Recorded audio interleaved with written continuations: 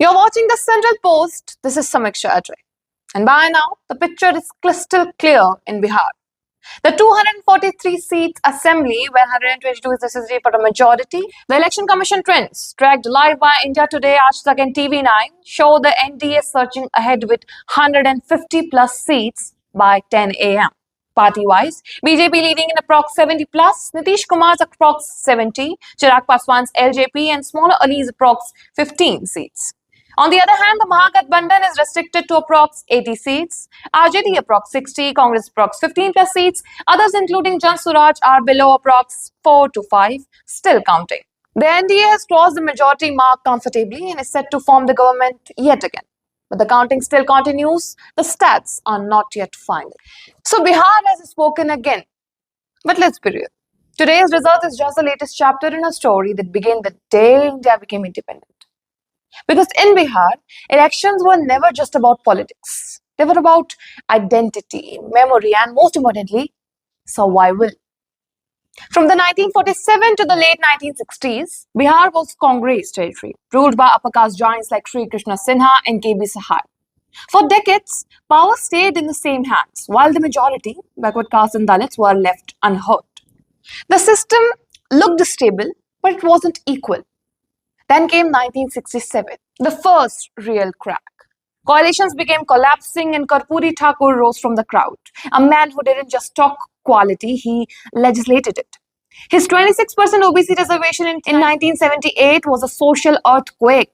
It shook the power balance and planted the idea that Bihar's politics was no longer about elite, it was about everyone. Then the 1970s brought Jayaprakash Narayan's total revolution. And with it, two young men whose rivalry would define Bihar for decades emerged. Lalu Prasad Yadav and Nitish Kumar. By 1990, Lalu Prasad Yadav seized the moment. He became the face of backward class assertion, even arresting L.K. Advani during the Ram Rath Yatra. For the first time, the powerless felt powerful. But with empowerment came chaos, crime, corruption and decay. Law and order vanished, roads disappeared. And he was convicted for Fodder scam and his wife Rabri Devi had the state. And it was called Lalu Rabri era. And then the phrase Jungle Raj became Bihar's unwanted brand. And then came 2005 and people were done. They wanted law, not just slogans. Enter Nitish Kumar.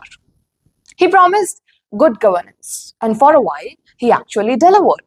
Roads returned, electricity reached villages and girls cycled to school. Bihar looked reborn briefly. And then the flips began. Since 2013, Nitish Kumar has switched sides 9 times, taking oath as Chief Minister 8 times.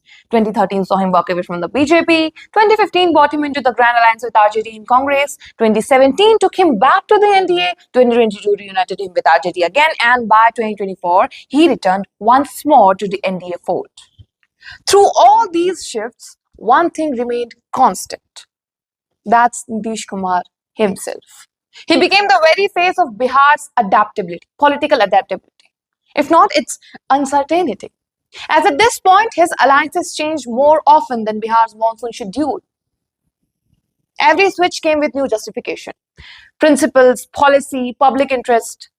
But to the public, it looked more often like survival.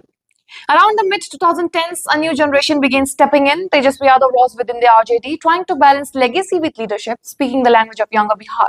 His brother Tej Pratap Yadav took a different road, often rebelling, and by 2023, launching his own party, the Jan Shakti Janata Dal, after a massive fallout within RJD.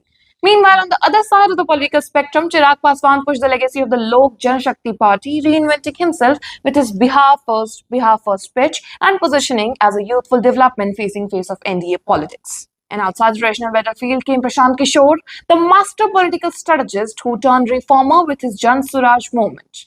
Now here we are, 2025. Another result, another turning point. From Jungle Raj to Sushasan Raj to Flip Raj, Bihar has seen it all. Its politics has changed faces, but never its pattern. And maybe that's the real story. As at the end of the day, it's not about who won. It's about what kind of Bihar people want to see next. As in this state, politics isn't seasonal, it's historical. Keep watching the Central Post for more.